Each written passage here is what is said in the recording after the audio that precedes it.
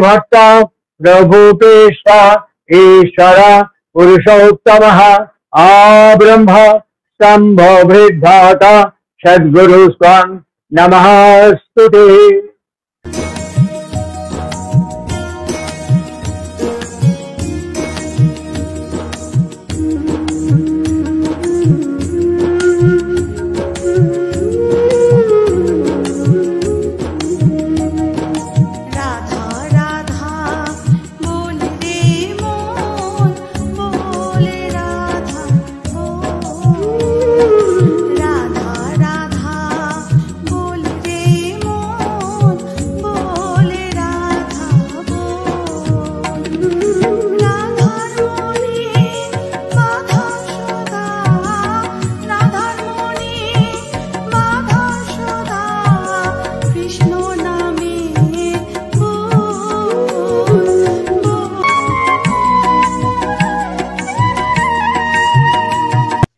আজকের যে আলোচনা বর্তমান বিশ্ব এবং সৎসঙ্গ এই বিষয় নিয়ে আলোচনা করবেন।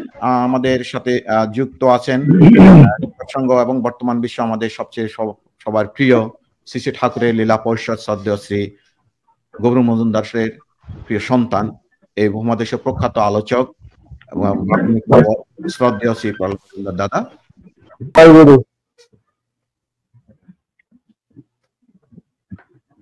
জয় গুরু। আমার আমার আমার সতীর্থ সতীর্থা সুধী সজ্জন বিদ্বজ্জন সাধুজন অভ্যাগত এবং আমন্ত্রিতগণ এবং বিশ্বের সকল প্রাণ এবং সকল অস্তিত্ব একই সাথে আমেরিকার নিউ ইয়র্কবাসী আমেরিকাবাসী যারা তাদের আন্তরিক আহ্বান আমন্ত্রণ আয়োজনের মধ্য দিয়ে দীর্ঘদিন ধরে এই আন্তর্জাতিক অনলাইন সৎসঙ্গের উপস্থাপনা সঞ্চারণ এবং সম্প্রসারণ করে চলেছেন বিভিন্ন মানুষজনকে নিয়ে মানুষের কল্যাণের জন্য। সেই আয়োজক বৃন্দ আমার সহকর্মী, ওরা আমার সহযোদ্ধা, আমার সতীর্থা প্রত্যেকের জন্য আমার গুরুদেব শ্রী শ্রী ঠাকুরের শ্রী চরণে মঙ্গলময় কল্যাণময় এবং সামগ্রিক ঈশ্বরময় জীবনের প্রার্থনা নিবেদনের জন্য আমি চেষ্টা করি। আমি তো বেশিরভাগ সময় আমার জীবনে ওখানে আমি মনোরঞ্জনকে দেখতে পাচ্ছি। ও আমাকে যশোর নিয়ে গিয়েছিল বহু বছর আগে। সে এক অসাধারণ জনসমাবেশ সৃষ্টি করেছিল। বিমল রায়চৌধুরীরা সদ্য প্রয়াত আমার বন্ধু প্রতিম রবীন্দ্রা আমরা একসাথে ছিলাম সে বহু বছর আগে। আমার তো ওরকমই অভ্যেস মঞ্চে দাঁড়িয়ে কথাবার্তা বলা। আজকে যাদের সাথে কথা বলছি একটা পারিবারিক বৈঠকের মতন, একটা পরিবারের বৈঠকের মতন যে বিষয় উপস্থাপনা আজকে সম্মানীয় সঞ্চালক আমার অত্যন্ত প্রতিভাজন আমার সদরের প্রতি মনতোষ উপস্থাপন করেছে সম্মিলিতভাবে। এই বিষয়কে নিয়ে আমরা পারিবারিকভাবে কিছু কথা বলি, যে কথা আমাদের বোধান্ত পরস্পরম। আমার বোধ আপনার কাছে, আপনার বোধ আমার কাছে একটা সেতু বন্ধন করতে পারে। আমি আমার একদম শৈশব কাল থেকে আমার পূজনীয় জন্মদাতা এবং আমার পূজনীয় ঋত্বিক দেবতা যার হাত ধরে যার সাহচর্যের মাধ্যমে আমি পরম প্রেমময় যুগ পুরুষোত্তম শ্রী শ্রী ঠাকুর অনুকূল চন্দ্রের সান্নিধ্য প্রাপ্ত হয়েছিলাম অত্যন্ত ছোট বয়সে, খুব ছোট্ট বয়সে। আমার শৈশব সেখানে লালিত পালিত পোষিত বর্ধিত হয়ে উঠেছি। তার কাছে আমার জীবনে তার পার্থিব লীলা সম্বরণ করবার প্রাক পর্ব পর্যন্ত কোনো অশাস্ত্রীয় এবং অবৈজ্ঞানিক কথা আমার জীবনে আমি শুনি, দেখিও না, তার আচরণের মধ্যেও দেখিনি। তার বাচন ভঙ্গির মধ্যেও, তার বাণী মালার মধ্যেও কোনো অশাস্ত্রীয়, সনাতন বিরোধী এবং অবৈজ্ঞানিক কোনো কথা আমি আমি শুনি, আমার আমার সেটা জানা নেই। আর আমি দেখেছি যে কোনো শব্দ, আমরা যে কোনো শব্দ ব্যবহার করি, এখন যে পরিবেশ দূষণ হচ্ছে, শব্দ দূষণ হচ্ছে, সেই শব্দ দূষণ হওয়া মানেই তার আত্যন্তিক মানবিক ব্যঞ্জনারও দূষণ হয়ে যাওয়া। শব্দ যখন দূষণ হয় তখন তার মার্মিক ব্যঞ্জনারও অপব্যাখ্যা হয়ে যায়, যার ফলে আমরা সমস্ত শব্দের মার্মিক ব্যঞ্জনাকে অনুভব বা হৃদয়ঙ্গম করে উঠতে পারি না। আমরা জানি বিশ্বে উইলিয়াম শেক্সপিয়ার, বিশ্বে অন্যতম ব্যক্তিত্ব হোমার, বিশ্বের অন্যতম ব্যক্তিত্ব এলফিনস্টন, এরা যারা শব্দ ব্যবহার করেছেন তাদের শব্দকে আনফোল্ড করবার জন্য, উন্মোচন করবার জন্য তাদের নিজস্ব ডিকশনারি বা অভিধান তৈরি করতে হয়েছিল। আমাদের প্রাচ্য দেশে আমার এখনো পর্যন্ত জানা একমাত্র ব্যক্তিত্ব, একমাত্র অস্তিত্ব, একমাত্র বিগ্রহ শ্রী শ্রী ঠাকুর অনুকূল চন্দ্র, যার ব্যবহার করা শব্দকে এক্সপ্লেন করার জন্য, ব্যাখ্যা করবার জন্য 4খানা অভিধান তৈরি করতে হয়েছে। তার মধ্যে 2টি অভিধান প্রকাশিত হয়েছে আর 2টি অভিধান অপ্রকাশিত আছে, প্রকাশিত হয়নি কোনো অজ্ঞাত কারণ। তো সুতরাং এমন একজন ব্যক্তিত্ব যার শব্দ, যিনি কখনো শব্দের অপব্যাখ্যা করেননি, বরঞ্চ অপব্যাখ্যাত শব্দকে তিনি সঠিক, সম্যক, যথার্থ এবং বিহিতভাবে উপস্থাপন করেছেন। বাংলা ভাষাকে, বাংলা শব্দকে, বাংলার সমস্ত সার্বিক গতি প্রকৃতিকে যিনি এক নতুন মার্গ উন্মোচন করিয়েছেন, তার কাছে দেখেছি লটস অফ ডিকশনারি, যিনি প্রত্যেকটি শব্দের সঙ্গে সঙ্গে অভিধান আলোচনা করতেন এবং তার উপরে দাঁড়িয়ে, সেই ধাতুগত অর্থের উপরে দাঁড়িয়ে তিনি তার গতি প্রকৃতি এবং গন্তব্যকে নির্ণয় করতেন। অতএব আজকের যে শীর্ষক আলোচ্য বিষয় আপনারা যারা নির্ধারণ করেছেন, আমি শুরুতে স্বীকার করি, কোনো সংকোচ না রেখে আমি আমার মতন করে কথা বলি, পারিবারিক বৈঠকের মতো। আপনারা নিজেরা ফুল দিয়ে যেমন মালা গেঁথে নেয়, ঠিক সেরকম আপনারা নিজেরা এই শীর্ষক বিষয়ের সঙ্গে আমি যে শব্দ, আমি যে বিষয় আপনাদের চেতনা চৌখাট উপস্থাপিত করবার চেষ্টা করব, আপনারা নিজেরা মালাটা গেঁথে নেবেন। এখন যারা আমরা একত্রিত হয়ে আছি, সমবেত হয়ে আছি, দেখুন আমাদের প্রত্যেকের সামনেই আলো আছে, আমাদের প্রত্যেকের কাছে আলো আছে। ঠাকুরের কাছে কোনো অবৈজ্ঞানিক কথা তো শুনিনি, কোনো অশাস্ত্রীয় কথা শুনিনি। আমরা যেখানে বসে সবাইকে দেখতে পাচ্ছি প্রত্যেকের কাছে আলো আছে। কিন্তু আমরা যদি বলি অন্ধকার নেই, এই কথাটাকে বিজ্ঞান বা ফিজিক্স বা পদার্থ বিজ্ঞান স্বীকার করে? আমার মনে হয় করে না।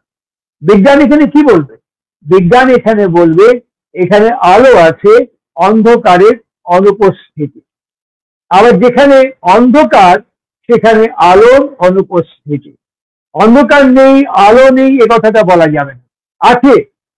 বিশ্বকবি রবীন্দ্রনাথ ঠাকুর সেই কারণে বলেছিলেন, রাতের সব তারাই আছে দিনের আলোর গভীর। এখানে প্রাসঙ্গিক ভাবে আজকের বিষয়ের সঙ্গে সম্পৃক্ত, আজকে বিষয়ের সঙ্গে খুব গভীর, খুব নিবিড় ভাবে সম্পৃক্ত পুণ্যপুঁথিতে ঝুলন কিছুক্ষণ আগেই পুণ্যপুঁথির কয়েকটি অংশ পাঠ করলো, কয়েকটি উদ্ধৃতি উচ্চারণ করলো।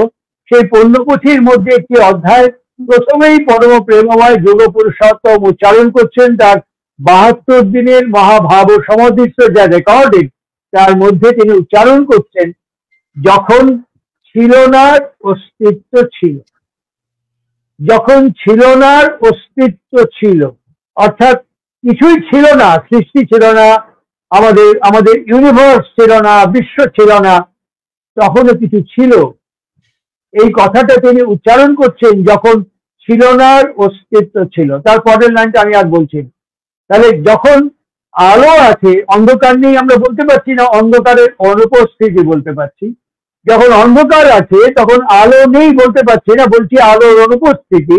ঠিক একই অ্যানালজিতে আমরা তো কথা বলতে পারি, যখন কিচ্ছু ছিল না তখন ছিলর একটা উপস্থিতি ছিল, যেটা আমাদের অনুভূতি গ্রাহ্যতার মধ্যে ছিল না। তারপরেই তিনি বলছেন যে একটা কম্বাসনের মধ্য দিয়ে এই আমরা এখন যা উপভোগ করছি, দর্শন করছি, সম্ভব করছি, এই বিশ্ব সৃজিত হলো। আর বেশি ডিটেল ডিসকাশনে যাব না, আমি চুম্বকের বিষয়কে স্পর্শ করবার চেষ্টা করছি।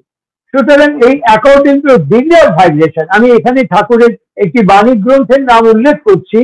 বাণী গ্রন্থের নাম হচ্ছে বিজ্ঞান বিভূতি। এই বিজ্ঞান বিভূতি বাণী গ্রন্থের মধ্যে কি করে ক্রিয়েশনটা হলো, কি করে কনভার্সন হলো, কি করে বস্তু তার অস্তিত্বে রূপান্তরিত হলো according to degree of vibration, এর মধ্যে একটা বিষয় কমন ফ্যাক্টর। সে বিষয়টা কি? সেটা হচ্ছে স্পন্দন এবং স্পন্দন অনুযায়ী কম্পন। এটাকে বিজ্ঞান এখন কমপ্লিটলি ডিফাই বা ডিসকাস করতে পারে না। বিজ্ঞান এখন কোনো কিছুকে জড় পদার্থ বলে না, বিজ্ঞান কোনো কিছুকে একদম অচেতন পদার্থ বলে না। বিজ্ঞান বলে যে প্রত্যেকটি বস্তুর ভেতরেই তার মতন করে একটা স্পন্দন এবং কম্পন আছে। আজকের যে শীর্ষক বিষয়, ঠাকুরের কাছে একদিন এই বিষয় সম্পর্কে, বিশ্ব সম্পর্কে কথা হয়েছিল। ঠাকুর তখন সঙ্গে সঙ্গে বললেন, সদ্য প্রয়াত হয়েছেন এক অসাধারণ পণ্ডিত প্রবর ব্যক্তিত্ব দেবীপ্রসাদ মুখোপাধ্যায়। ঠাকুর ওকে বললেন, এই দেবী ডিকশনারি দেয়। প্রচুর ডিকশনারি, লটস অফ ডিকশনারি দেখা হলো। আমার কথা শুনতে শুনতে আপনারাও প্রয়োজনে ডিকশনারি দেখে নেবেন। বিশ্ব কথাটা উৎপত্তি হয়েছে বয়হস্যি তালিবর্ষ হয় হসন্ত 20, বয়হস্যি তালিবর্ষ হয় হসন্ত 20। এই 20 কথাটার মানে হচ্ছে ইনহেরিট করা, অনুপ্রবেশ করা। এই বিষয়টা যদি গোড়া থেকে আমরা বুঝতে না চেষ্টা করি, তাহলে এখন বর্তমান বিশ্বকে আমরা অনুভব করতে পারবো না। আমরা যদি বিষয়ের প্রারম্ভিক কাল থেকে বিষয়কে আমরা অনুধাবন, উপলব্ধি করবার চেষ্টা না করি, তাহলে আমরা বর্তমান সময়কালে এসে আমরা সমস্ত বিষয়কে সামগ্রিকভাবে উপলব্ধি করতে পারবো না। কি অনুপ্রবেশ করানো হয়েছে? অনুপ্রবিষ্ট হয়েছে স্পন্দন, অনুপ্রবিষ্ট হয়েছে কম্পন। এবং যখনই এই স্পন্দন এবং কম্পন অনুপ্রবিষ্ট হয়ে যার যার চরিত্র, বৈশিষ্ট্য এবং পরিবেশ অনুযায়ী সৃজিত হয়ে সেই ডিগ্রি অফ ভাইব্রেশনে তেমন করে স্টে করছে, তেমন করে অবস্থান করছে, তার ভেতরে আলাদা আলাদা ইন্টারেস্ট, তার ভেতরে আলাদা আলাদা গ্রহণ মুখরতা, তার ভেতরে আলাদা আলাদা সমস্ত বিষয় এবং চরিত্র সৃজিত হয়ে গেছে। আর এর ভেতর থেকে আমরা বুঝতে পারি এইভাবে ক্রমাভিগমনে আমরা মানুষ হিসেবে সৃষ্টি হয়েছি। আস্তে আস্তে ইভলিউশনের মধ্য থেকে আমরা মানুষ হিসেবে সৃষ্টি হয়েছি। আবার এই মানুষ, প্রত্যেকটা মানুষ বললে আমরা সবাই মানুষ, কিন্তু এখানেও প্রত্যেকটি মানুষের বৈশিষ্ট্য আলাদা, চরিত্র আলাদা, ইন্টারেস্ট আলাদা, অ্যাকুইজিশন আলাদা, এবং তাদের degree of vibration is different. এইরকম করতে করতেই একটা বৈচিত্র্যময় বিশ্ব রচিত হয়েছে বা সৃজিত হয়েছে। তার মানে বোঝা যায় যে অনুপ্রবিষ্ট হয়েছে। কি অনুপ্রবিষ্ট হয়েছে? কি অনুপ্রবিষ্ট হয়েছে? মানুষ মোর ইভলভ, মানুষ মোর ইন্টেলিজেন্ট। একদিন আমাদের সৎসঙ্গের পূজনীয় ঋতিকাচার্যদেব, কৃষ্ণপ্রসন্ন ভট্টাচার্য, যিনি আপাতমস্তক বিজ্ঞানী, যিনি ভারতবর্ষের অন্যতম Nobel laureate sir Chandrasekhar Venkata রমনের অন্যতম সহযোগী ছিলেন, তিনি একদিন ঠাকুরকে জিজ্ঞেস করছেন, ঠাকুর পাখি তো বাসা বাঁধে, কিন্তু বাঁদর তো বাসা বাঁধে না। আমরা পাখিকে বাসা বাঁধতে দেখি, কিন্তু বাঁদরকে তো বাসা বাঁধতে দেখি না। খুব রেশনাল, খুব সিগনিফিকেন্ট কোশ্চেন। বাঁদরকে কেউ বাসা বাঁধতে দেখবেন না কোনো জঙ্গলে। পাখি বাসা বাঁধে, কিন্তু বাঁদর বাসা বাঁধে না, কোনো গুহার মধ্যে লুকায়। ঠাকুর হাসতে হাসতে বললেন, অন্যান্য প্রাণীর চেয়ে বাঁদর মোর এভলভ এন্টিটি। বাঁদর যেহেতু মোর এভলভ এন্টিটি, ওই কারণে বাঁদর সবকিছুকে নিয়ন্ত্রণ করবার ক্ষমতা তার মতো করে রাখে বলে বাসা বাঁধার প্রয়োজনীয়তা অনুভব করে। মানুষ তার চাইতে মোর ইভলভ এন্টিটি, সেই কারণে মানুষ বাসাও বাঁধতে পারে।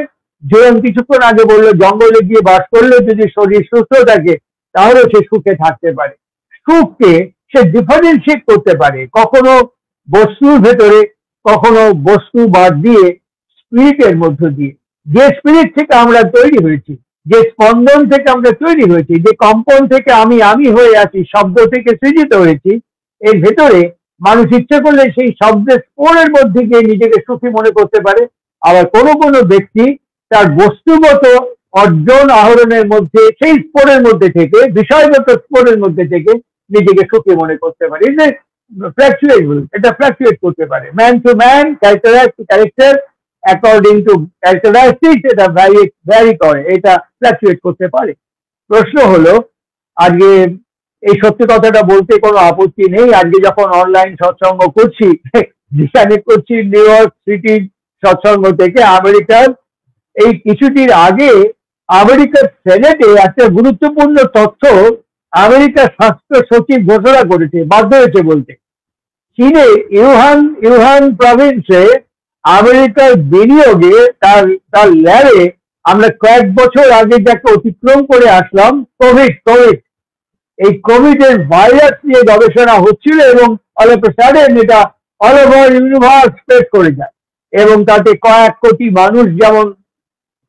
মানুষ হারিয়ে যায় পৃথিবী থেকে, যেমন কয়েক কোটি টাকা সর্বনাশ হয়, প্রচুর শ্রমদিবস নষ্ট হয়, মানুষ প্যান্ডামিক হয়ে যায়। এটা আমেরিকার সেনেটে কিছুদিন আগে স্বাস্থ্য সচিব কনফারেন্স করতে বাধ্য হয়েছে এবং এই দুটি দেশ আমেরিকা এবং চায়না গোটা বিশ্বের কাছে হয়তোবা এর জবাবদিহি করতে হতে পারে। ভবিষ্যতে রাজনৈতিক পরিবেশ কেমন হয় তা বলতে পারি না। সাইমালটেনিয়াসলি ভারতবর্ষের যে কোভিড ভ্যাকসিন, কোভ্যাক্সিন, এই কোভ্যাক্সিন যারা ব্যবহার করেছেন, একটা কোভিশিল্ড একটা কোভ্যাক্সিন ভারতবর্ষে, যারা কোভ্যাক্সিন ব্যবহার করেছেন, আমাদের বিশেষজ্ঞ, ভারতীয় বিশেষজ্ঞরা আশঙ্কা প্রকাশ করছে অলরেডি তাদের মধ্যে পার্শ্ব প্রতিক্রিয়া দেখা গেছে। অলরেডি তাদের মধ্যে কিছু কিছু শ্বাসকষ্ট, গায়ে লাল লাল দাগ, চাকা দাগ এবং নানান রকমের উপসর্গ তাদের শরীরে দেখা গেছে ডিউ টু কোভ্যাক্সিন। ওই ভ্যাকসিন ইউজ করার এত বছর বাদে একটু একটু করে রিয়াকশন দেখা গেছে। প্রশ্ন হচ্ছে, জিজ্ঞাসা হচ্ছে, আজকে শীর্ষক বিষয় পরিপ্রেক্ষিতে বিজ্ঞান হাইপোথেসিস করতে করতে যায়, বিজ্ঞান কিছু ইনভেন্ট করে না, বিজ্ঞান ডিসকভার করে। বিজ্ঞান কিছু ইনভেন্ট করে না, বিজ্ঞান ডিসকভার করে। আর্য ভারতীয় শাস্ত্র যা ছিল তাকে দর্শন করে। এই কারণেই আমরা তাদেরকে ঋষি বলি। খুব মজার কথা, আমরা যখন সকালবেলা সূর্যকে প্রণাম করি, ভারতবর্ষের প্রশ্ন কিরকম, আমরা যখন সূর্যকে প্রণাম করি, সবাই এই মন্ত্রটা জানেন, জবা কুসুম শঙ্কাসং কশ্যপেয়ং মহাদ্যুতিম। এই মন্ত্রটি নিয়ে একদিন কথা হচ্ছে বেড়াচ্ছে, পৃথিবীতে যদি 100 জন বুদ্ধিজীবী হন, তার মধ্যে ভারতবর্ষে তিনি একজন অন্যতম বুদ্ধিজীবী। তিনি এখন নেই। শ্রী শ্রী ঠাকুরের প্রায় 100 বছর আগে তিনি এসেছিলেন পৃথিবীতে এবং চলে গেছেন। তার নাম ডক্টর গোপীনাথ কবিরাজ। তিনি একটি প্রশ্ন তুলেছিলেন, কাশ্যপেয়ং মহাদ্যুতিমের ক্ষেত্রে অপশ্যাৎ কে দর্শন করেছে। এই যে মহাদ্যুতির কথা বলা হচ্ছে, কাশ্যপেয়ং মহাদ্যুতিম অপশ্যাৎ কে দেখেছেন সে মহাদ্যুতি? এই মহাদ্যুতি তাকে বেদ বলেছে হিরণ্যগর্ভ। আর এই হিরণ্যগর্ভ যাকে ব্রহ্মস্বরূপ বলে চিহ্নিত করা হয়, তাকে বর্তমান যুগ পুরুষোত্তম একটু মডিফাই করে বলছেন অচ্ছেদ্য বর্ণ। একটু মডিফাই করেছেন অচ্ছেদ্য বর্ণ। প্রশ্ন হলো, এই যে গোটা বিশ্ব জুড়ে এতক্ষণ যা বললাম, এগুলো তো বিশ্ব সৃষ্টি হওয়ার সময় ছিল না। আজকে সমুদ্রের স্তর বেড়ে যাচ্ছে। আমাদের এশিয়ার মধ্যে বঙ্গোপসাগরের জলস্ফীতি অলরেডি 3 ফুট বেড়েছে। আগামী দিনে পৃথিবীর কয়েকটি দেশ মানচিত্রের বাইরে চলে যাওয়ার আশঙ্কা প্রকাশ করছেন ইকোলজিস্টরা, পরিবেশ বিজ্ঞানীরা। এগুলো কি বিশ্ব সৃষ্টি হওয়ার সময় ছিল? ছিল না। তাহলে এগুলোকে বলা যায় অনুপ্রবেশ করানো হয়েছে। বিশ্ব মানে যেখানে অনুপ্রবেশ করানো হয়, এখানে অনুপ্রবেশ করানো হয়েছে। এই অনুপ্রবেশ কে করিয়েছে? আকাশ করেনি, বাতাস করেনি, জল করেনি। আমার মতন দুহাত, দুকান, দু চোখ, দু পাওয়ালা মানুষ, যেখানে ঝুলন কিছুক্ষণ আগেই বলছিল, এই মানুষ তার ব্যক্তিগত ডমিনেট করার জন্য, তার ব্যক্তিগত আগ্রাসী মনোবৃত্তির জন্য ব্যক্তিগত পলিটিক্স যে কোনো রকম হতে পারে, যে কোনো কিছু হতে পারে, একে বাড়াবার জন্য একটু একটু করে অনুপ্রবেশ করিয়েছে এই বিষ, এই বারুদ। আর যার ফলে আমরা দোষী বা নির্দোষী, আমরা ভালো বা মন্দ, এগুলোর বিচার বিশ্লেষণ হারিয়ে গেছে এখন। এখন এর ফলে আমরা প্রত্যেকেই সাফার করছি। এখনই যে শিশু জন্মগ্রহণ করেছে সেই শিশুও সাফার করছে। এখন আমরা এই সাফারিংসের মধ্য দিয়ে যাচ্ছি।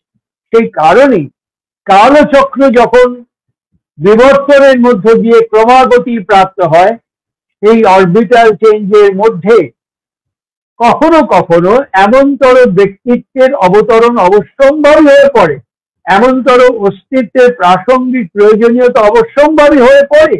যেমন আপেলটা সেই দিনই প্রথম গাছ থেকে পড়েনি, পড়েই যাচ্ছিল, অনন্তকাল পড়ে যাচ্ছিল। ওকে নোটিশ করবার জন্য, বিশ্বে ওকে অনুপ্রবেশ করাবার জন্য স্যার আইজাক নিউটনের অপরিহার্য প্রয়োজনীয়তা হয়েছিল বলে আমরা আজকে ল অফ গ্র্যাভিটেশনকে স্বীকার করি। এটা this is not hypothesis, this is established. আমরা একে এখন অ্যাকসেপ্ট এবং অ্যাপ্রিসিয়েট করি। ঠিক একইভাবে প্রায় ৬,০০০ বছরের কাছাকাছি তখন কতগুলো শব্দ ছিল। ঋত্বিক বলে শব্দ ছিল, অধ্যর্য বলে শব্দ ছিল। তারও আগে বেদের আমলে যখনই হোম বা যজ্ঞ করা হয়, ঋত্বিক, যাজক এবং অধ্যর্য, উদ্গাতা এসব শব্দ ছিল। এই শব্দগুলো দীর্ঘদিন ধরে অব্যবহৃত ছিল। এর মানে আমরা জানতাম না, এর প্রাসঙ্গিক ব্যবহারিক প্রায়োগিক প্রয়োজনীয়তা জানতাম না, ডেইলি রুটিন লাইফে এর ইউটিলাইজেশন এবং এর অ্যাক্টিভেশন কি হবে তা আমরা জানতাম না। যার ফলে ওগুলো আতুর ঘরে বা ভাড়ার ঘরে যেমন বস্তা পচা হয়ে পড়ে থাকে, গার্বেজের মতো পড়ে থাকে, আমরা ওই শব্দগুলোকে ফেলে রেখেছিলাম, বুঝতে পারিনি। যেমন একটা শব্দ মহর্ষি পাণিনি, একজন শ্রী ঠাকুর বলছেন ন, দন্তের ন, মধ্যের ন, এরকম করে বেশ কিছু শব্দ মহর্ষি পাণিনি একদিন মেডিটেট করতে করতে তার কানে, ডান দিকের কানে এই শব্দগুলো ভেসে আসে। এই শব্দগুলো থেকে তিনি সংস্কৃত ব্যাকরণ সৃষ্টি করেন। আর এই সংস্কৃত ব্যাকরণ সৃষ্টি করার পর মহর্ষি পাণিনি বেদের মধ্যে একটি শব্দ উচ্চারণ করেছেন, সামবেদ বা ঋগ্বেদে হবে। আমি মন্ত্রটা বলছি, ন ঊর্জে দধাতন, ন ঊর্জে দধাতন, দীর্ঘ বর্গের জ, একার রেফ, ন ঊর্জে দধাতন। এই শব্দটি ব্যবহার মহর্ষি পাণিনি। এই শব্দটা তারপরে আর ব্যবহার হয়নি, দীর্ঘদিন পড়েছিল। বর্তমান যা শ্রীচরণে আমরা সমবেত হয়েছি, তিনি দীর্ঘদিন বাদে ওই শব্দটাকে টেনে এনে আমাদের বাংলা সাহিত্যকে সমৃদ্ধ করলেন। ঊর্জা, ঊর্জি, ঊর্জিতপা, ঊর্জনা, নানান ভাবে শব্দকে তিনি ব্যবহার করলেন। একই সঙ্গে বাংলা ভাষা, বাংলা সাহিত্য, বাংলা শব্দ সম্ভার যেমন ঋদ্ধ হয়ে উঠলো, তেমনি গতি প্রাপ্ত হলো। ঠিক সাইমultaneously আগে আমাদের বিবাহ, মানুষ যে জন্মাবে তার ব্যবস্থা দিচ্ছিল। মানুষ যে আসবে, মানুষ ফ্যাক্টরিতে তৈরি হয় না, মানুষ কারখানায় এই ১০০টা মানুষ পাঠিয়ে দেবেন তো বলে দোকানে অর্ডার দিয়ে ১০০টা মানুষ তৈরি করে পাঠানো যায় না। তাহলে মানুষ যে জন্মাচ্ছে, এই জন্মানোর সময় তার একটা বিজ্ঞান থাকবে, তার একটা ব্যাকরণ থাকবে। আজকে আমি এখন যেখানে হাওড়া জেলা থেকে কথা বলছি, আপনারা আছেন আমেরিকা, নিউ ইয়র্কে, ঝুলন আছে কানাডাতে, আর আমাদের মনোরঞ্জনকে দেখতে পাচ্ছি যশোরে বসে আছে। এখানে আমরা আমাদের জায়গায় যদি বলি এখনই একটা টাকা আমার জমি, আমার একটা ২০০ dollar Burj Khalifa, like Dubai Burj Khalifa বানিয়ে দাও এক্ষুনি, আমার টাকা আমার জমি এখনই বানাও। যারা ইঞ্জিনিয়ার ওরা বলতে হ্যাঁ হবে, but it will take time. কেন? একে অনেক টেস্ট করতে হবে, সয়েল টেস্ট করতে হবে, এই নানা রকমারি পরীক্ষা নিরীক্ষা আছে, তারপর তার প্রিপারেশন আছে, তখন আমরা বুর্জ খলিফা বানিয়ে দিতে পারবো। এটাকে আমরা অ্যাপ্রিসিয়েট করি। এখন যারা স্নুকার ডগ, যারা আমাদের গোয়েন্দাদের সহযোগিতা করে, আমরা যদি আমার পাড়ার নেড়ি কুকুর, দেশি কুকুরকে নিয়ে গিয়ে বলি গোয়েন্দাদের এই কুকুরগুলোকে ব্যবহার করুন আপনাদের গোয়েন্দার কাজে, আমার গালে ফাঁসি একটা চর মারবে যারা ডিটেকটিভ, বলি ইয়ার্কি মারতে এসছেন। এক একটা কুকুরের মাইনে কত জানেন? আমাদের এই কুকুরকে কত বছর ধরে ট্রেন আপ করতে হয় আপনি জানেন? আমরা একে অ্যাপ্রিসিয়েট করেছি। আমরা ঘোড়া যে রেস কোর্সে দৌড়ায়, যেখানে লক্ষ লক্ষ কোটি কোটি টাকার বাজি ধরা হয়, আমি যদি আমার পোষা ঘোড়াটাকে নিয়ে করে দাঁড়ান রেস কোর্সে দৌড় করান, কোন রেস কোর্সে আর কোন রেসার থেকে নেবে, বলবে না না এ কি, এই জন্য আলাদা ঘোরা দরকার। আমরা সব সব কম্পার্টমেন্টকে অ্যাপ্রিসিয়েট করেছি এক্সেপ্ট ম্যান, শুধু মানুষকে নিয়ে। শুধু মানুষের ক্ষেত্রে এসে আমরা একে ফুললি ডিসকাস করেছি। কেন? আমাদের চেতনায়, আমাদের অস্তিত্বে আমরা এর অনুপ্রবেশ করতে দেইনি। টু জেনারসিটি, উদারতা দেখাতে গিয়ে, এবং উদারতা ডিপেন্ডস আপন দা ভোট ব্যাংক।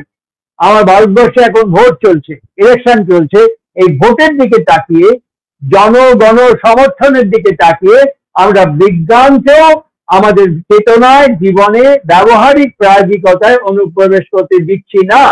এই কারণেই সময় সন্ধিক্ষণে কোনো কোনো অস্তিত্বের প্রয়োজন হয়, যেমন আইনস্টাইনের প্রয়োজন হয়েছিল, কিছুদিন আগে চলে গেলেন পদার্থ বিজ্ঞানের শেষ কথা বলা স্টিফেন হকিং। স্টিফেন হকিং নানান পরীক্ষা নিরীক্ষা করে তিনি বললেন কজ অফ এভরিথিং, কেন জোয়ার ভাটা হয়, কেন দিন রাত্রি হয়, এসব কিছু মিলিয়ে অনেক প্রশ্নের উত্তরে তিনি বললেন কজ অফ এভরিথিং। এই যে সমস্ত কিছুর একটা কারণ আছে, এটা আনটাচেবল এবং আনরিচেবল। যেমন কনসিয়াসনেস কি, চেতনা কি, এখনো 2024-এ 19শে মে আজকে পর্যন্ত বিজ্ঞান আমাদের কাছে কোনো সুনির্দিষ্ট সংজ্ঞা দিতে পারেনি। What is the definition of consciousness? আমার ব্রেনের সঙ্গে আমার চেতনার কি সম্পর্ক, এখনো পর্যন্ত বিজ্ঞান বলতে পারেনি। কিন্তু এই শব্দটার আরো একটু বেশি শব্দ ব্যবহার করেছেন সমন্বয় আচার্য অবতার বরিষ্ঠ শ্রী রামকৃষ্ণ। তিনি একটি শব্দ ব্যবহার করে বলেছিলেন তোমাদের চৈতন্য হোক। এই একটি শব্দ ব্যবহার করে বলেছিলেন তোমাদের চৈতন্য হোক। তাও অনেক বছর পার হয়ে গেছে, কিন্তু এখনো বিজ্ঞান ডিসকভার করতে পারেনি what is the definition of চেতনা। ঠিক এই একই রকম ভাবে বর্তমান সন্ধিক্ষণে শ্রী ঠাকুর অনুকূল চন্দ্র তার প্রাসঙ্গিকতা হচ্ছে, মানে আমরা সৎসঙ্গ এবং সৎসাং দুটো গুলিয়ে ফেলি, SATSANG, সৎসাং। ঠাকুরের কাছে এই বিষয়ে যখন ডিসকাশন হয়েছিল, তিনি একটি বাণী প্রদান করে বলেছিলেন সতে সতে সংযুক্তির সহিত সদ্গতি সম্পন্ন যারা, তারাই সৎসঙ্গী। সতে সংযুক্তির সহিত সদ্গতি সম্পন্ন যা, তা সৎসঙ্গ, এবং তাদের মিলিত সমাবেশের নাম হচ্ছে সৎসঙ্গ, আর তারা হচ্ছে সৎসঙ্গী। তাহলে সৎসঙ্গ মানে হচ্ছে সৎ, মানে দ্য পার্সনিফাইড এক্সিস্টেন্স। কোন অ্যাবস্ট্রাক্ট ট্রুথের কথা তিনি বলেননি, তিনি কোন অ্যাবস্ট্রাক্ট ট্রুথের কথা বলেননি, দ্য পার্সনিফাইড এক্সিস্টেন্স। আমরা মনে করি শ্রী শ্রী ঠাকুর অনুকূল চন্দ্র যে পার্সনিফাইড এক্সিস্টেন্স ইজ সৎ, এই ব্যক্তিত্বের সান্নিধ্যে থেকে তিনি আমাদেরকে কি ভার্ডিক্ট দিলেন, তিনি আমাদের কি কি বললেন। জুরান বলেছিলেন মানুষ আপন, টাকা পর, যত পারিস মানুষ ধর। এই কথাটা বাইবেল উচ্চারণ করেছেন যে তুমি পাপকে ঘৃণা করো কিন্তু পাপীকে কখনো ঘৃণা করো না। এই কথাটা সমস্ত ধর্মগ্রন্থ, সমস্ত মূল্যবান শাস্ত্র, একে কেউ ডিফাই বা ডিসকার্ড করেনি। তুমি পাপীকে ঘৃণা করো না। কেন না, পাপটা ওই পাপী অস্তিত্বের মধ্যে ইনহেরিট করেছে। যেমন এই কম্পন বা স্পন্দন এই সৃষ্টির মধ্যে ইনহেরিট করে অনুসৃত হয়ে আছে, ঠিক ওটাও আমার মধ্যে ইনহেরিট করেছে। যিনি বর্তমান যুগ পুরুষোত্তম, তিনি তার কজ আর রেজেন্সকে আনফোল্ড করছেন। বর্তমান বিষয়ে সৎসঙ্গ এবং শ্রী শ্রী ঠাকুর অবিভাজ্য, অত্যাজ্য, তাকে চেঞ্জ করা সম্ভব না। কিন্তু যখন SATSANG পরে আমরা আর একটা দুটো ওয়ার্ডকে বসিয়ে দেবো, সংঘ করে দেবো, তখনই পাল্টে যাবে, ওটা অর্গানাইজেশন হয়ে যাবে, ওটা ইনস্টিটিউশন হয়ে যাবে। আর অর্গানাইজেশন হলে পরে ওর মধ্যে নানান রকমারি প্রবলেম তৈরি হতে পারে। কিন্তু সৎসঙ্গ এবং শ্রী ঠাকুর সতে সংযুক্তির সহিত তদ্গতি সম্পন্ন, একে বলছে সৎ। আর সঙ্গ দন্তের স ওয়ার্ড হয়, এটা অভিধান থেকে, ডিকশনারি থেকে তিনি দেখিয়েছেন দন্তের স, দন্তের ন, বর্গের জয় হসন্ত। সাঞ্জ, সাঞ্জ মানে হচ্ছে আসক্ত হওয়া, সাঞ্জ মানে হচ্ছে আসক্ত হওয়া এবং রঞ্জিত হওয়া। তাই আমার মনে আছে আমাদের আমেরিকার রিয়াচার হাউজারম্যান, আমরা তখন ওই বাড়িতে থাকতাম, একদিন হাউজারম্যানরা কাঁধে ঠাকুরের ঋত্বিকের দণ্ডটা নিয়ে হাঁটু মুড়ে ঠাকুরের কাছে বসে ওঠেন, ঠাকুর উই দ্য সৎসঙ্গীজ, এই শব্দটুকু বলেছে। ঠাকুর উইথ আর সৎসঙ্গী, ঠাকুর তামাকের নলটা এরকম করে ইন্টারাপ্ট করে বললেন, রে বল আমরা যারা সৎসঙ্গী হওয়ার চেষ্টা করছি। ঠাকুর আমাদেরকে কমপ্লিটলি সৎসঙ্গী বলে অ্যাপ্রিসিয়েট করেননি, তিনি বলেছেন বল আমরা যারা সৎসঙ্গী হওয়ার চেষ্টা করছি। এই সৎসঙ্গী হওয়ার নমুনা কেমন?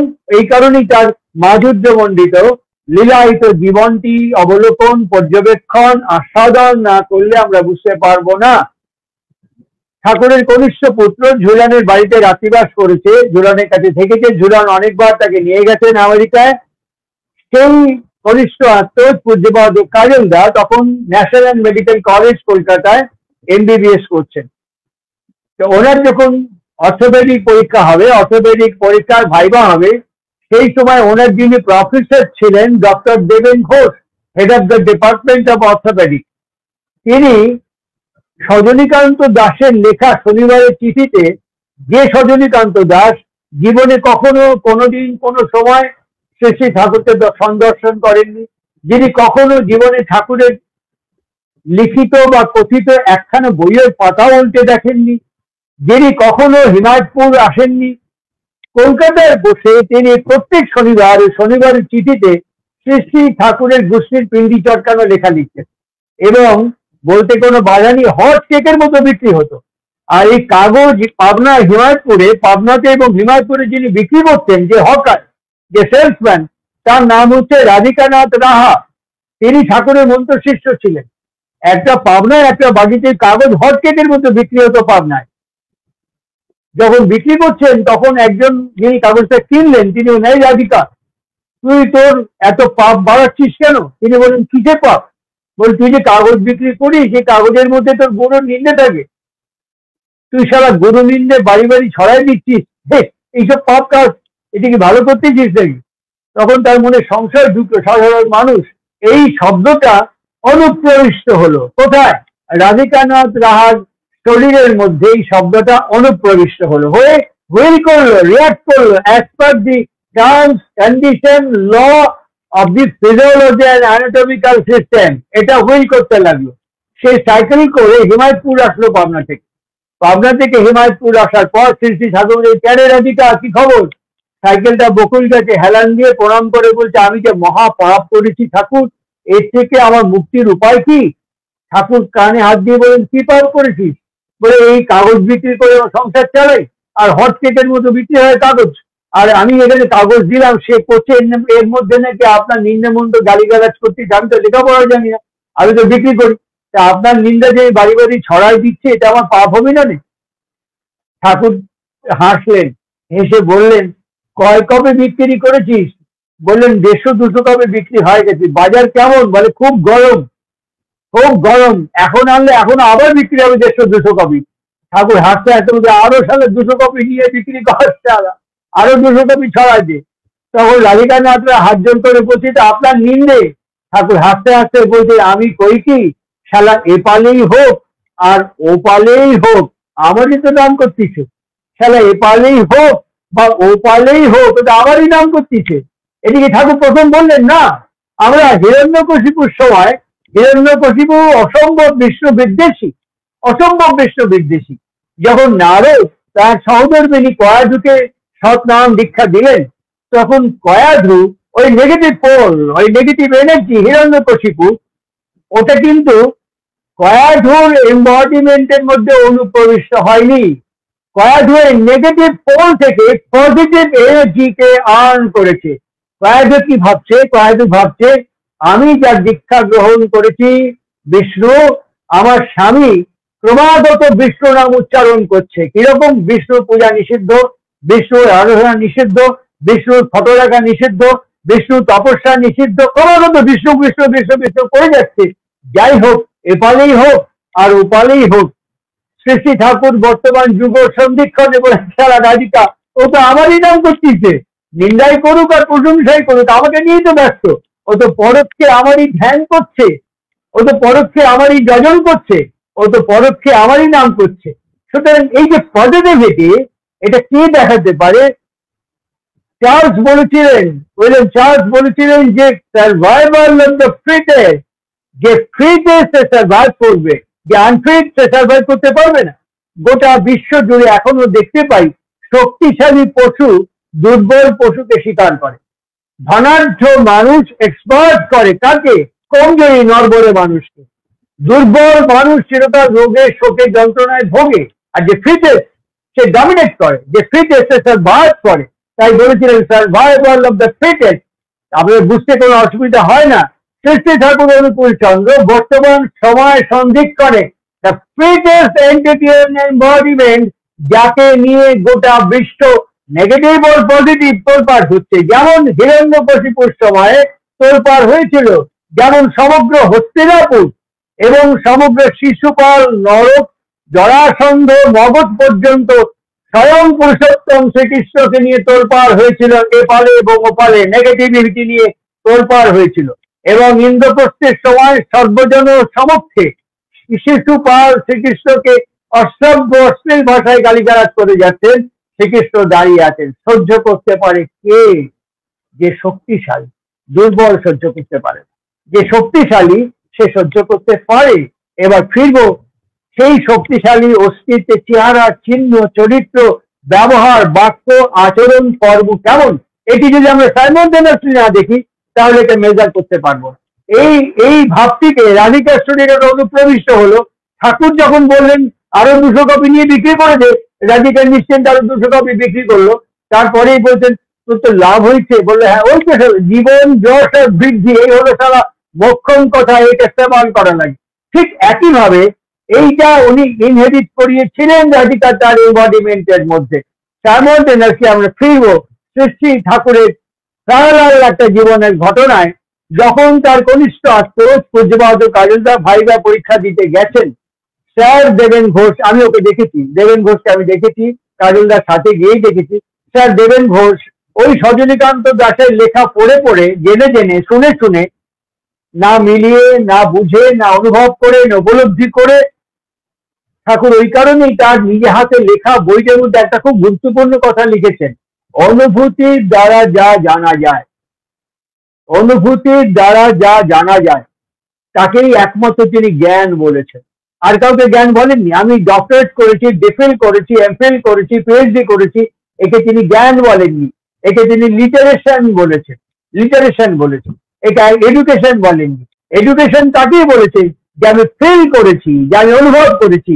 এটা দুজন মানে, এক আদালত, কোর্ট। কোর্ট ফিল করে যখন পেপার সাবমিট করি, যখন উইটনেস সাবমিট করি, ওটার দিকে কোর্ট ফিল করে তখন রায় দান করে।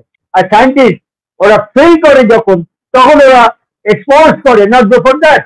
তার আগে হাইপোথিসিস করে। এরা দুজন। আর শাস্ত্র, ঠাকুর শাস্ত্রের ব্যাখ্যা করে বলছেন তালিব সহায়তার দন্তের ছয় হসন্ত শ্বাস, মানে যা আমাকে শাসন করতে করতে বোধের জগতে অনুপ্রবেশ করায়। পূজ্যবাদ কাজলদা যখন টেবিলে বসেছেন তখন স্যার দেবেন ঘোষ তার যে প্রশ্ন করার বিষয় তার পরিবর্তে প্রশ্ন করছেন। আর দেখুন শ্রী শ্রী ঠাকুর অনুকূল চন্দ্র সজনী বাবু তার শনিবারের চিঠিতে বিদ্রুপ ব্যঙ্গ করে লিখতেন নকুল ঠাকুর, অনুকূল ঠাকুরের পরিবর্তে লিখতেন নকুল ঠাকুর। ঠিক ওইভাবেই স্যার দেবেন ঘোষ, তিনি তারই কনিষ্ঠ পুত্র পূজ্যবাদ কাজলদার ভালো নাম হচ্ছে ডক্টর প্রচেতা রঞ্জন চক্রবর্তী। এই প্রচেতা রঞ্জন চক্রবর্তীকে একটু বিকৃত ব্যঙ্গ করে বলছেন, হ্যাঁ প্রচুর ঠাকুর পরীক্ষার হলে ছাত্র ছাত্রীদের সামনে কতটা বিধিসঙ্গত, কতটা সংস্কৃতি সম্পন্ন, কতটা শিক্ষা মর্যাদা ব্যবহারিক স্বাধীনতা সমৃদ্ধ আমরা বলতে পারবো না। কিন্তু মনে করে দেখুন ওনার এমবিবিএস পড়ার সময় নিশ্চয়ই এখনকার মতো বিশ্ব ছিল না, নিশ্চয়ই এখনকার মতো শিক্ষা দুর্নীতি ছিল না ভারতবর্ষে, নিশ্চয়ই এখনকার মতো সংস্কৃতি বিপন্ন হয়ে পড়েনি, নিশ্চয়ই এখনকার মতন আমাদের সামাজিকতা বিধ্বস্ত হয়ে যায়নি। সেই সময় শুধু একটা শনিবারের চিঠির প্রভাবে তিনি বলছেন কি পতি ঠাকুর। কাজলদা ওনার সামনে হাঁ করে তাকিয়ে থাকলেন। বলুন স্যার। তখন বললেন তোমার কটা মা? খুব ভাববেন ভালো করে। ঠাকুরকে, ঠাকুরের ছেলেকে জিজ্ঞেস করছে তোমার কটা মা? কাজলদা ওই টেবিলের উল্টো দিকে বসে বলছেন, আমি ঠিক বলতে পারবো না স্যার। যখন বললেন আমি ঠিক বলতে পারবো না স্যার, তখন হো হো করে সবাই হেসে উঠলেন। হেসে উঠে মন্তব্য করছেন, বলবে কি করে, তোমার বাবার তো প্রচুর বিয়ে, তোমার বাবার তো প্রচুর বিয়ে, তুমি কি করে বলবে যে তোমার মা কোনটা এবং কতটা, কি করে বলবে? এই কথাটা নিয়ে সেই পর্বটা শেষ হওয়ার পর কাজলদা হসপিটাল থেকে ড্রাইভ করে সোজা দেওঘর, চৈত্র কি বৈশাখ মাস হবে, দুপুর বেলায় ঠাকুর পার্লার ঘরে বসে আছেন, দেওঘরের যে বর্তমান পার্লার ঘর সেখানে চলে আসবেন। সেখানে এসে সোজা দুপুর বেলা অল্প ছাড়েন, ঠাকুর বসে আছেন, ঠাকুরকে প্রণাম করে কাজলদাকে দেখে ঠাকুর অবাক। তখন বলেন, বাবাই শোনো, তুমি এখন এই সময়? বলেন, বাবা আমি আর পড়াশোনা করবো না, পড়াশোনা ছেড়ে দেবো। আর যদি আমাকে তুমি আবার কলেজে জয়েন করতে বলো, তাহলে এরকম করে হাতে ঘুষি পাকিয়ে বলেছিলেন, এক ঘুষি মেরে আমার যে প্রফেসর দাঁত ফেলে দিয়ে তাকে শাস্তি দেবো, তারপরে গিয়ে আমি ক্লাস করব। আমাকে এই বলেছে। সন্তান হিসেবে তার রিয়াকশন খুব খারাপ, জ্ঞানটা বলতে পারি না। সন্তান হিসেবে তার রিয়াকশন যে খুব অপ্রাসঙ্গিকটা বলা যায় না। প্রত্যেক সন্তানেরই তো বাবা মা নিন্দে শুনলে এরকম হওয়াটা অস্বাভাবিক নয়।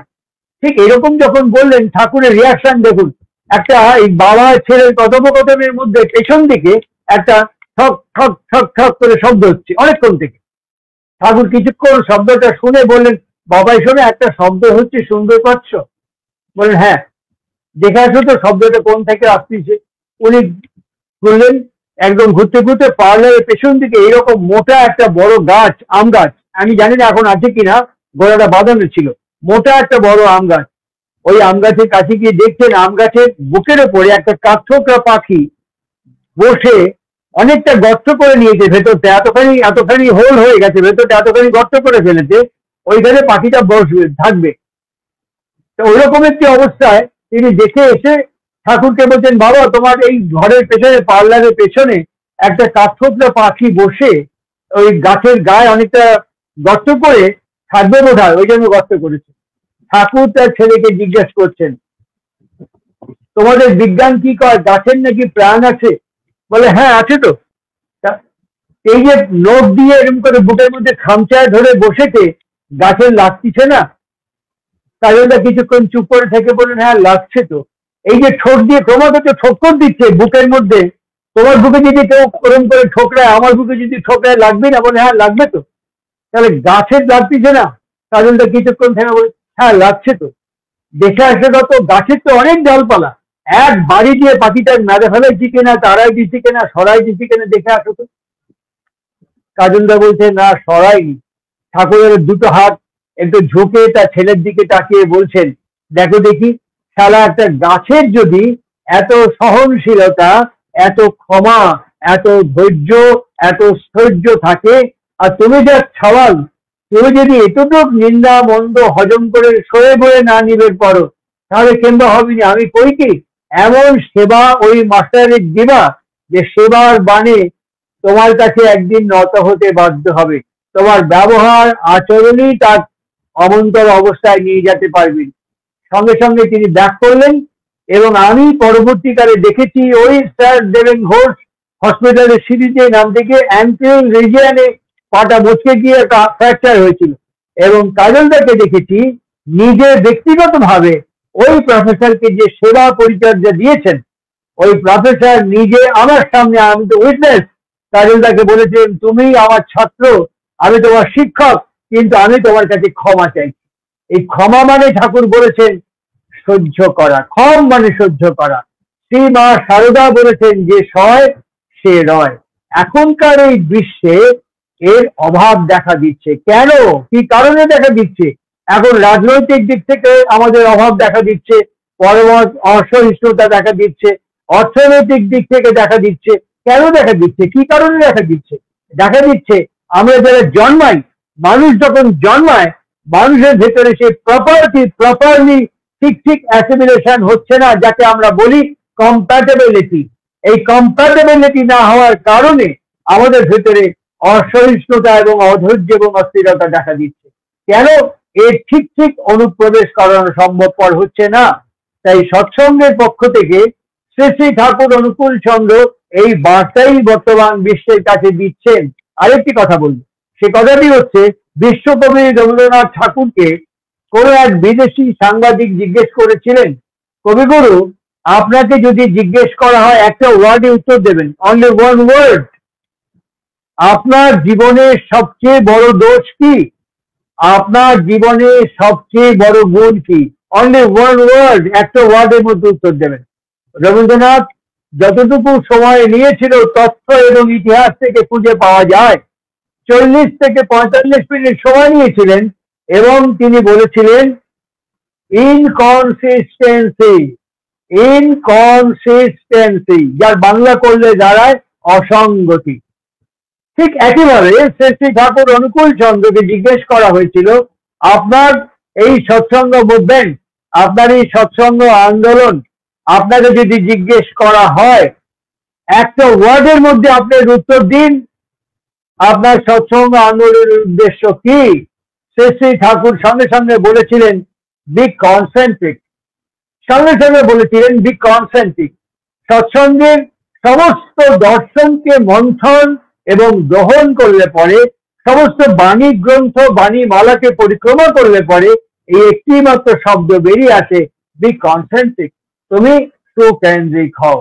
আমরা যখনই যেখানে সুকেন্দ্রিক হয়ে উঠব, যখনই যেখানে আমরা সুকেন্দ্রিক হয়ে উঠব, সঙ্গে সঙ্গে আমরা ফিল করতে পারবো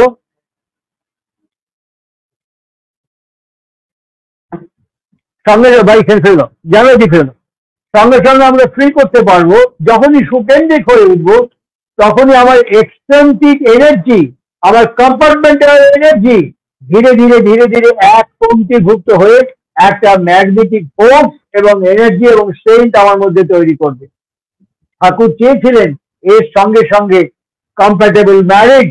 কম্প্যাটেবল ম্যারেজ না হলে আমাদের বর্তমান বিশ্বে যার অভাব, বর্তমান বিশ্বে যার অসঙ্গতি, শ্রী ঠাকুরের আবির্ভাব কম্প্যাটেবল ম্যারেজ।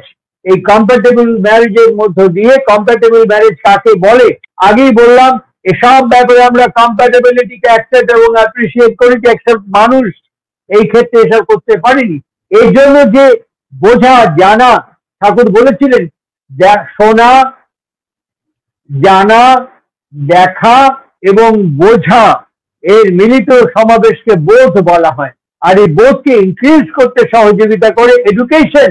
আর সেই জন্য তিনি এডুকেশনের রিফরমেশন চেয়েছিলেন, আগে ম্যারেজ রিফরমেশন চেয়েছিলেন।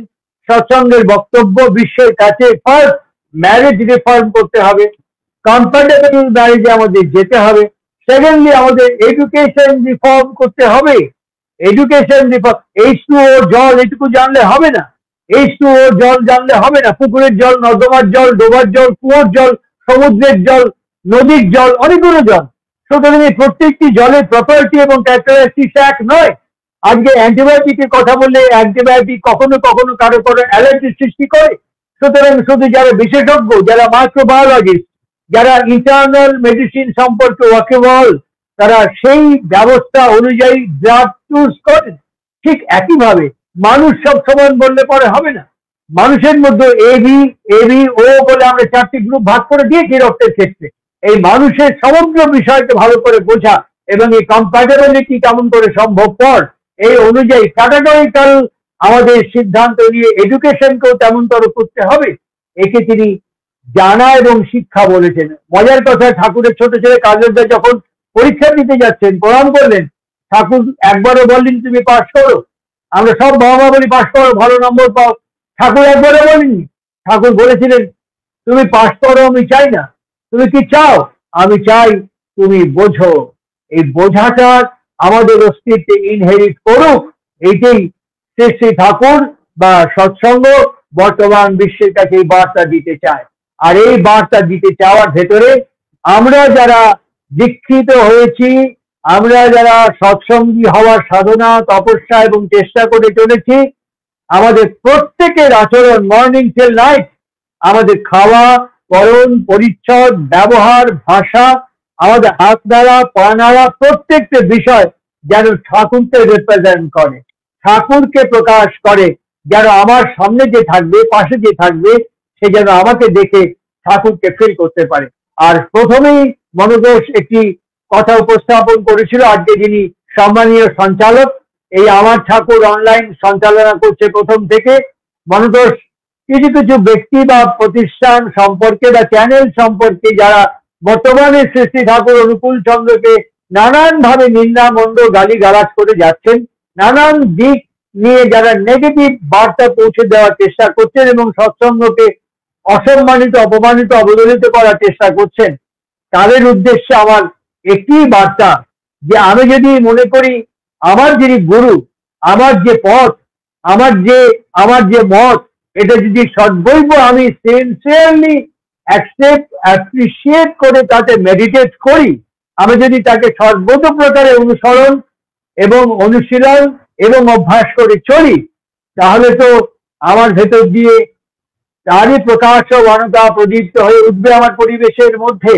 আমি যে নিন্দামন্দ করছি, আমার শাস্ত্র, সনাতন মত, আমার ধর্মগ্রন্থ, আমার সম্প্রদায়, যিনি প্রবক্তা, যিনি প্রবর পুরুষ, পরোক্ষে কি তাকে অপমান করছি না? শ্রীকৃষ্ণের যশ গান প্রতিষ্ঠা করতে গিয়ে যে স্বয়ং পুরুষোত্তম শিশুপালের 108টা নিন্দে তিনি জনসমক্ষে হজম করেছেন।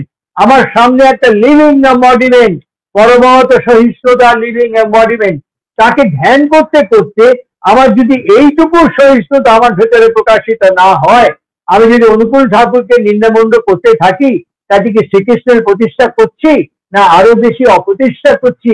এটা ভাবার জন্য আমার বিনীত বিনম্র আবেদন থাকবে তাদের চেতনার চৌকাঠে। আর নিন্দা করলেই খুব বড় হয় না। মহাত্মা গান্ধী পাবনাতে গিয়ে প্রথম হিমায়তপুরে শ্রী শ্রী ঠাকুরকে প্রথম বলেছিলেন, পাবনায় এসেই আপনার খুব দুর্নাম শুনলাম। ঠাকুর হাসতে হাসতে বলেছিলেন, তাহলে কোন শালা কিছু কাম করা শুরু করেছি। যারা কিছু কাজ করতে শুরু করে তারই নিন্দা, দুর্নাম, বদনাম হয়।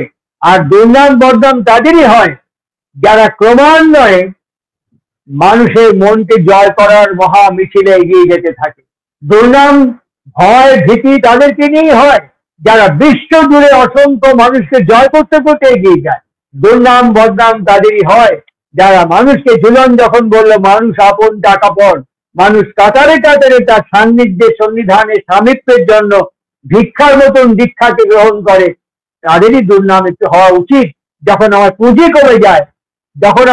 কমে যায়, তখন তো আমার নিন্দে করা ছাড়া আর কিছু নেই। উপসংহারে আমি একটি কথা বলবো, হয় বুদ্ধদেব অথবা অথবা জেসাস ক্রাইস্ট, আমি ঠিক রিকল করতে পারছি না, বিষয়টা সত্যি। কিছু কিছু মানুষ তাদের তিরস্কার এবং ভর্ৎসনা করবার জন্য এসেছিলেন। যখন এসছেন, তিনি আগে থেকেই 5খানা আসন এবং 5টি ফল রেখেছেন। বললেন আপনারা আসন গ্রহণ করুন।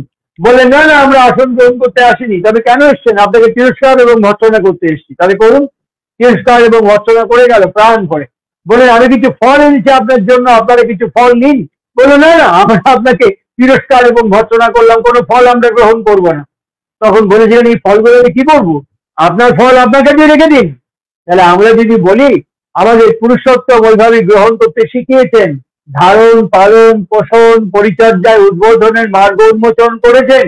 সুতরাং আপনি প্রাণ ভরে গালাগাল করুন, কেননা আপনার জন্মদাতা, আপনার জন্মদাত্রী, আপনার অর্ধাঙ্গিনী এবং আপনার সহধর্মিনী, আপনার আত্মজ এবং আপনার আত্মজাকে যদি আপনি ক্রমাগত 1 মাস গালাগাল করেন, ডিভোর্স হয়ে যাবে, আপনার সঙ্গে রাখবে না আপনাকে বাড়িতে।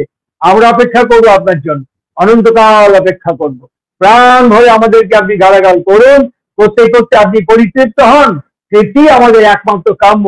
আপনি ভালো থাকুন, সুস্থ থাকুন, এটি আমাদের একমাত্র চাওয়া। সুতরাং আমাদের গালাগাল করুন, আর আমরা একটাও আপনার গ্রহণ করবো না গালাগাল। আপনার গালাগাল আপনার কাছে বুমেরাং হয়ে ফিরে গেলে পরে আপনার ইষ্ট দেবতা কতটা প্রতিষ্ঠিত এবং অপ্রতিষ্ঠিত হবে, সে বিচারের ভাগটা আপনার হাতেই আপনার ঈশ্বর আপনাকে দিয়ে দেবে। সুতরাং সেই ক্ষেত্রে দাঁড়িয়ে থেকে আমাদের প্রার্থনা আপনার মঙ্গল, আমাদের প্রার্থনা নিঃশর্ত প্রার্থনা আপনার কল্যাণ, আপনার ইষ্টময় জীবন। আপনার মানে যারা এগুলো করছেন, because we believe firmly, soundly believe করি, এটা বিশ্বাস করি আপনার অস্তিত্ব আমার অস্তিত্বের অংশীদার। আমার গুরুদেব শিখিয়েছেন আপনি ভালো না থাকলে আমার ভালো থাকাটা ঠিক নয়। আর আপনি যে গালিগালাজ করছেন, আপনি যে নিন্দা মন্দ নেগেটিভ বার্তা পৌঁছে দিচ্ছেন, আমরা একে দোষ মনে করছি না। আমরা একে মনে করছি দিস ইজ এ ডিজিজ, এটা একটা ব্যাধি। কেননা মানুষের হিউম্যান বিং কিডনি কখনো লাংকে ঈর্ষা করে না, লাং কখনো হার্টকে হিংসা করে না, হার্ট কখনো স্টমাককে হিংসা করে না, স্টমাক কখনো প্যানক্রিয়াসকে হিংসা করে না, এই টোটাল অর্গান কখনো ব্রেনকে হিংসা করে না। এরা অ্যাসিমিলেট করে কোয়াজিয়ালি হোল ব্রেনটাকে বাঁচিয়ে রাখে। আমি প্রথমে যেখানে শুরু করেছিলাম ইউনিভার্স, এই ইউনিভার্স মানে বেশ অনুপ্রবিষ্ট হওয়া এবং অনুপ্রবেশ করা।